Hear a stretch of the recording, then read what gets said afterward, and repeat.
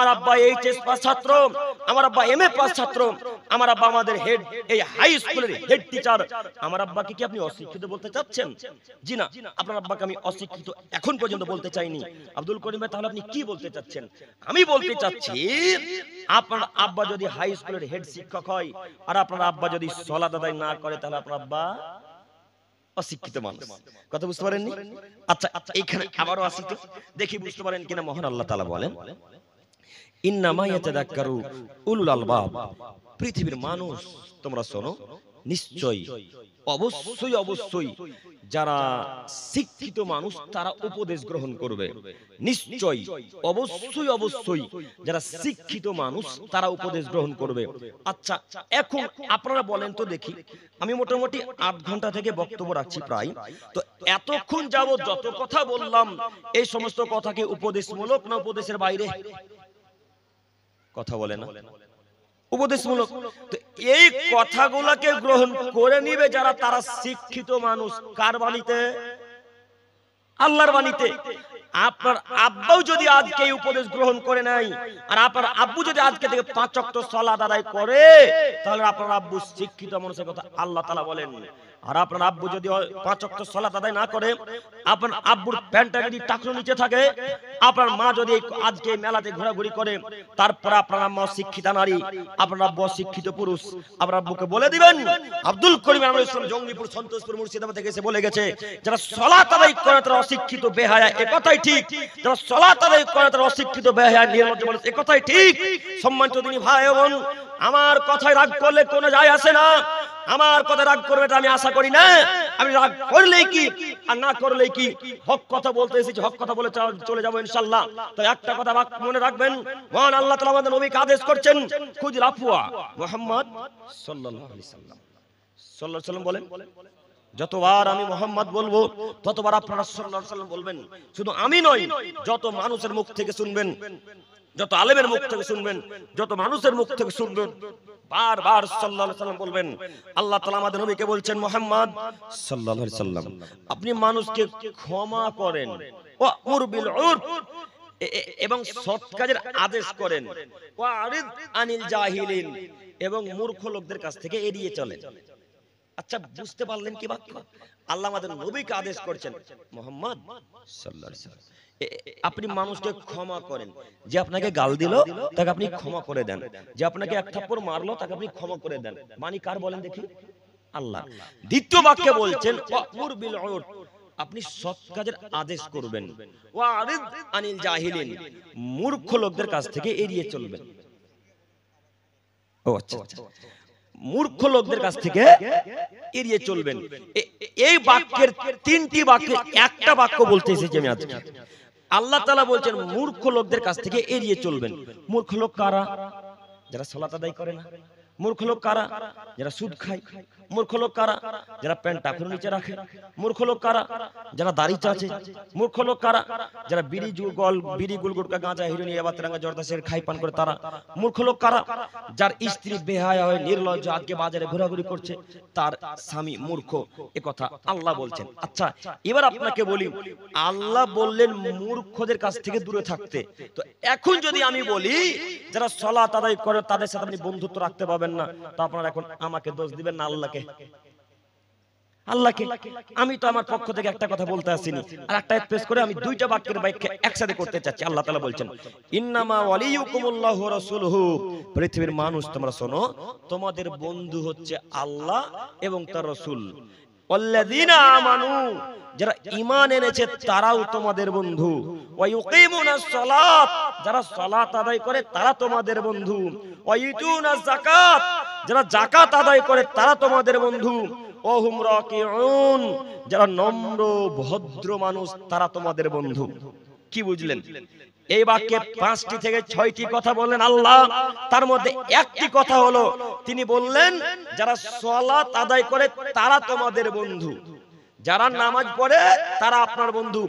ও যুবক ভাই আপনাকে বলি, ও মুরব্বী সাহেব আপনাকে বলি, যেই লোকটা সালাত আদায় করে না তার সাথে আপনি চলাচল উঠা বসা করতে পারেন না। আব্দুল করিম ভাই কেমন কথা যে বললেন, আমার বাপই যে নামাজ পড়ে না গো, তো তাহলে কি বাপের সাথে চলবো না? না, আবার আব্বাস সালাত আদায় করে না যতক্ষণ, ততক্ষণ চলতে পাবেন না আল্লাহর বাণীতে। আপনাকে আমি কেমন করে বুঝাই? আব্দুল করিম ভাই কি যে বলছেন, আমাদের প্রায় লোকই যে নামাজ পড়ে না, তাহলে কার সাথে উঠা বসা করব? যে লোকটা সালাত আদায় করে তার সাথে উঠা বসা করতে হবে, এটা আল্লাহর বিধান, আল্লাহর আদেশ। আপনাকে আমি অনুরোধ করে বলতে চাচ্ছি, যুবক ভাই, আপনি সালাত আদায় করে পৃথিবীতে বসবাস করার চেষ্টা করেন, নচেত আপনার পৃথিবীতে বসবাস করে কোনো লাভ নেই। একটু আপনারা আমার দিকে তাকান। এই বাক্যকে এখান পর্যন্ত রেখে একটা আয়াত পেশ করে সামনের দিকে এগিয়ে যেতে চাইছি। মহান আল্লাহ তাআলা বলেন, ফাওয়াইলুল লিল মুসাল্লিন। পৃথিবীর মানুষ তোমরা শোনো, ধ্বংস সুনিশ্চিত, ধ্বংস অবধারিত, ধ্বংস হবেই হবে ওই সমস্ত মানুষ, ওই সমস্ত নামাজি যারা ইচ্ছা মতো সালাত আদায় করে, যারা খুশি মতো সালাত আদায় করে, তারা ধ্বংস হবে। আব্দুল করিম ভাই, ইচ্ছা মতো সালাত মানে একটু বুঝিয়ে বলেন না। ইচ্ছা মতো সালাতটা বুঝতে পারলাম না। ইচ্ছা মতো সালাতের অর্থ হচ্ছে যারা জোহরের সালাত আসরে আদায় করে, আসরের সালাত মাগরিবে আদায় করে, মাগরিবের সালাত এশাতে আদায় করে। ফজরের কথা বলবো? হ্যাঁ, কি বলবো? ফজরে তো মানুষই উঠে না, উঠে? ফজরে তো মানুষ আসে না। আচ্ছা, একজন আপনি এখানে, আপনি ইমাম সাহেব কেউ আছে? আচ্ছা, আপনারা আজকে জুমার মসজিদে একজন জামাতে সালাত আদায় করেছেন, হাত তোলেন তো। এই মসজিদে আন্ডারে আপনি কতজন মুসল্লি এসেছিল গো? কজন? 50-60টা। মোটামুটি ঘর আছে কত? 200 প্লাস নাকি? ওক্তে মসজিদ আছে। আচ্ছা, এই মসজিদের আন্ডারে 100টা মানুষ থাকলো, 100টা মানুষ আছে, আশা করি মেনে নিলাম 100টা বাড়ি আছে। তো 100টা বাড়ি থেকে যদি একটা করে লোক ফজর ওয়াক্তে আসতো, কতটা লোক হতো? 100টা। হয়েছে কয়জন? 60 জন। তো বাদ বাকি 40টা লোক কবরে ঢুকেছিল নাকি সম্বলপুরে? এরা এতক্ষণ কোথায় ছিল? ও, যখন সকাল 8টা বেজেছে তখন উঠে গেছে, উঠে এখন মাঠে কাজে যেতে হবে, তাই না? তো এই লোকগুলার মসজিদ, মাদ্রাসা, কবরস্থান দখল করবে না তো সাঁওতালদের দখল করতে যাবে হিন্দুরা? হ্যাঁ, এদের ওয়াকফের জমি দখল করবে না তো কাদের জমি নিতে যাবে? কথা বুঝতে পারেননি? আপনি সকাল 8টার সময় ঘুম থেকে উঠবেন, ওরা সকাল 4টার সময় এসে ঝান্ডা পুঁতে মন্দিরে পূজা রেখে, মসজিদে পূজা রেখে বাড়ি চলে যাবে। আপনি কি করবেন? কখন বাধা দিবেন? কথা বুঝতে পারেননি? কথা বুঝে আসছে কি? আপনি সকাল 8টার সময় ঘুম থেকে উঠবেন, ওরা ভোর রাত্রি 4টা 4:30টার সময় এসে আপনার গোরস্থানকে ভেঙে মসজিদে পূজা রেখে, মসজিদকে চূর্ণ বিচূর্ণ করে দিয়ে, তাদের ঝান্ডাকে রেখে দিয়ে পূজা, দুর্গা পূজা, কালী পূজাকে রেখে চলে যাবে। আপনি বাধা দিতে পারলেন? বাধা দিতে পারলেন না। আপনি যদি সকাল 4টার সময় উঠতেন, ভোর রাত্রি 4টার সময়, ওই খ্রিস্টান হিন্দুর বাচ্চা যদি আসতো, তখন তাদেরকে বলতেন, এই বেটা মসজিদ দখল করতে এসেছো, তোমার তো ভেঙে দেবো, বলে যাও, বেরিয়ে যাও এখান থেকে। এই বাক্য যদি আপনি বলতেন, তাহলে ওই হিন্দুরা আসার সময় সুযোগ পেত? সুযোগ পেত না। আপনার ভয়ে তারা চলে যেত। আপনার সুযোগে মসজিদ দখল হয়েছে, আপনার সুযোগে মাদ্রাসা দখল হয়েছে, আপনার সুযোগে মসজিদ হারিয়েছে, আপনার সুযোগে মাদ্রাসা টাকা হারিয়েছে, আপনার সুযোগেই ওই গোরস্থান হারিয়েছে। আপনি বিশ্বাস করুন, এই ভারতবর্ষে 9.4 লক্ষ একর ওয়াকফের সম্পত্তি রয়েছে। এই ভারতবর্ষে শুধু 9.4 লক্ষ একর ওয়াকফের সম্পত্তি রয়েছে। সব সম্পত্তি আল্লাহর। দেখাশোনা করে কে? মুসলমান মানুষ। সব সম্পত্তি কার? দেখাশোনা করে কে? আল্লাহ। আস্তাগফিরুল্লাহ। আমরা মুসলমানেরা 9.4 লক্ষ একর জমি, আজকে ওই বদ মানুষ, অশিক্ষিত, বেহায়া, নোংরা মানুষেরা আজকে আমাদের কাছ থেকে জমি ছিনিয়ে নিতে চাইছে। আপনি কি করলেন এতক্ষণ পর্যন্ত? আপনি কি করলেন?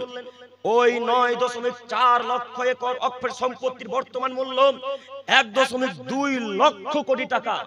1.2 লক্ষ কোটি টাকা, 1.2 লক্ষ কোটি টাকা। একটু এই 1.2 লক্ষ কোটি টাকাটা মাথাতে রাখেন। আমি আপনাকে এখানে একটা নতুন কথা বলে আপনাকে বোঝাতে চাচ্ছি। ওরা নাকি বলছে অক্পের সম্পত্তি আমাদের কাছে থাকবে, যদি থাকে তাহলে মুসলমানদের আমরা কল্যাণ করব, মুসলমানদের আমরা আরো ভালো করব। মুসলমানরা কল্যাণ করতে জানে না, মুসলমানরা উন্নতি করতে জানে না। ওই অক্পের সম্পত্তি যদি আমরা নিয়ে নিই মুসলমানদের ভালো হবে, এরকম কথা অমিত শাহ বলেনি? কথা বুঝেনি মনে হয় না, খবর দেখেন না? অমিত শাহ বলেনি যে আমাদের কাছে যদি অক্পের সম্পত্তি চলে আসে আমরা মুসলমানদের কল্যাণ করব, এ কথা তিনি বলেছেন। ও অমিত শাহ বাবু, আপনি একটা আমাদের ওই বাবরি মসজিদকে সংরক্ষণ করতে পারলেন না, রাম মন্দির তৈরি করে দিলেন, আবার 9.4 লক্ষ একর জমিকে কিভাবে আমাদের সংরক্ষণ করবেন? কথা বুঝতে পারেন না? একটা সামান্য বাবরি মসজিদকে আমাদের নিজের আয়ত্তে রাখতে পারলেন না, বাবরি মসজিদকে চূর্ণ বিচূর্ণ করে ভেঙে রাম মন্দির তৈরি করলেন, আর 9.4 লক্ষ একর জমিকে আপনি কিভাবে সংরক্ষণ করবেন মুসলমানদের জন্য? এখনো ব্রেন খুলেনি মনে হয় আপনাদের, না? ওই অমিত শাহর কথাতে হাজার মুসলমান সমর্থন করেছে। এদেরকে যদি মুসলমান বলেন তাহলে কাফের কে গো? এদেরকে যদি শিক্ষিত বলেন তাহলে আসলে অশিক্ষিত কে? ওই অমিত শাহর কথাকে হাজারো মুসলমান সমর্থন করেছে, তারা বলেছে হ্যাঁ অমিত শাহ ঠিকই বলেছে। জি না, অমিত শাহ ঠিক বলে, তারা মুনাফিক মানুষ। সকালে এক কথা বলবে, বইকাল আরেকটা কথা পরিবর্তন করবে। ওরা গিরিগিটি মানুষ, গাছে যে এরকম রং পরিবর্তন করতে, মাটিতে সারা রং পরিবর্তন করবে, তাদের নাম গিরিগিটি, তাদের নাম অমিত শাহ। এরা আপনার কখনো কল্যাণ করতে পারে না। আপনার মসজিদকে ভেঙে মন্দির তৈরি করেছেন, কালকে আপনার গরুস্থান ভেঙে সেখানে মন্দির তৈরি করবে, এতে কোনো সন্দেহ আছে? করবে কোনো সন্দেহ আছে? কোনো সন্দেহ নেই। একটু আপনার হাতে ক্ষমতা ছিল, 9.4 লক্ষ একর জমির ক্ষমতা আপনার হাতে ছিল, অর্থাৎ মুসলমানের হাতে ছিল। 1.2 লক্ষ কোটি টাকার সম্পত্তি আমার আপনার হাতে ছিল। এর পরেও তারা আমাদের উপর এত অত্যাচার চালিয়েছে, এর পরেও তারা আমাদের মসজিদ মাদ্রাসা ভেঙেছে, এর পরেও তারা আমাদের উপর অত্যাচার করেছে। ওই যে উত্তরপ্রদেশের মাঝে মাঝে মসজিদ ভেঙে দেয়, উত্তরপ্রদেশের গোরস্থানকে ভেঙে দেয়। এত সম্পত্তি আমাদের হাতে থাকার পরেও তারা আমাদের মসজিদ মাদ্রাসা ভেঙেছে কি ভাঙেনি? কথা বলে না? ভেঙেছে কি ভাঙেনি? ভেঙেছে। যেখানে সেখানে মুসলমানদের দাড়ি ধরে জয় শ্রীরাম বলা করিয়েছে কি করেনি? কথা বলে না। যেখানে সেখানে দাড়ি ধরে মুসলিমদেরকে জয় শ্রীরাম বলা করিয়েছে কি করেনি? যেখানে সেখানে গাড়ি থামিয়ে